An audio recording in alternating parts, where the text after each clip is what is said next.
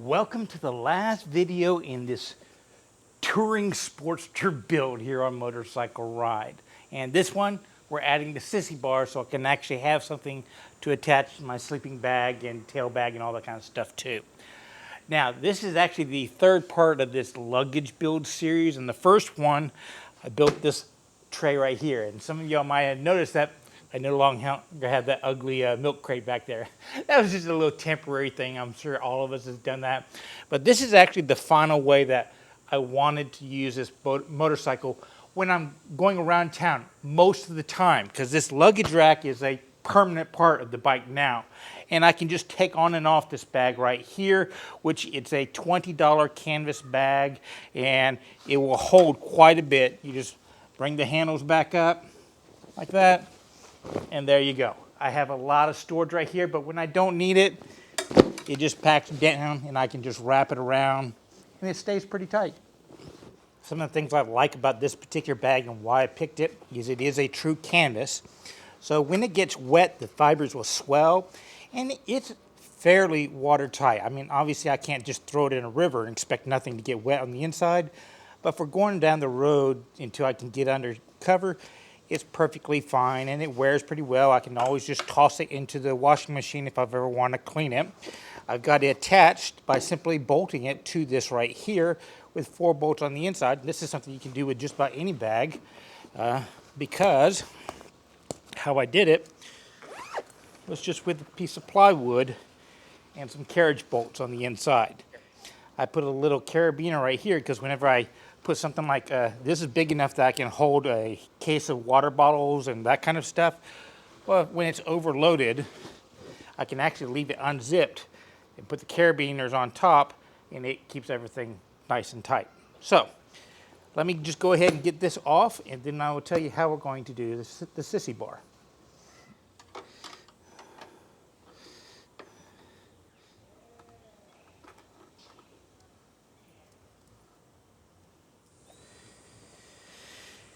And with that last one unbolted, I can show you how I modified the bag itself with just a couple grommets. The grommets just kind of protect it from getting too badly ripped up.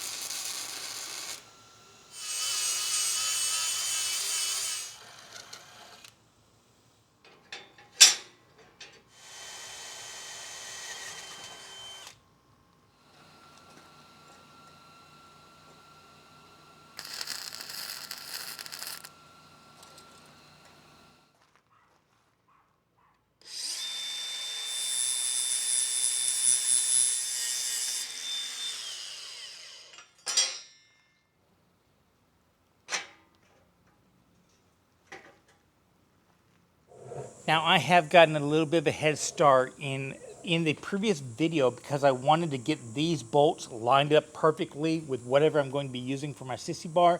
I built this little frame right here. It's just basically, you know, flat bars welded together. I welded some washers on the inside to make it fit easier and it won't scratch as badly. And I had to do it at that point in time just so that I could drill these holes with it attached to make sure it was all aligned perfectly.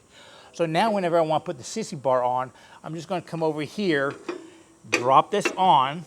There are already nuts welded onto the back of this, and I can just drive bolts in, and there we go. So I'm going to weld the Sissy bar to this removable part right here. Now I want to tell you I'm going to build something that's really going to look cool. But let's be honest, I'm a beginning metal worker and stuff like that. And right now for this part, function goes much more important than form. This is going to be pretty ugly Sissy bar, but nobody's going to ever see it because it's always going to have bags attached to it when they do. I am going down the road. And when I'm around town, I'm just taking it off. So it's not going to be canted back or anything like that. It's just going to be straight up so it makes it easy to bolt stuff to it. And I'm actually going to do it in 2 parts because I'm carrying supplies in 2 parts. I'm going to have my sleeping bag right behind my seat so I can lean against it. And on top of that, I'm going to strap down my clothes bag. Then behind the Sissy bar, that'll be in front of the Sissy bar, I want to have 2 different levels. A bag below, and then that little tail pack above that'll pretty much stay permanently on the bike when I'm in touring mode. I won't be taking it on and off. So I'm going to have 2 different levels at 2 different sections. Therefore, in my mind, I need to build the Sissy bar in 2 different parts. So the first part's just going to be a hoop. I'm going to weld to this just to get me to a starting point. And to build it, I'm just going to start using up the last of the scrap. This is the biggest piece, so that's what I'm going to use for that first hoop, which will give me the most space to weld against.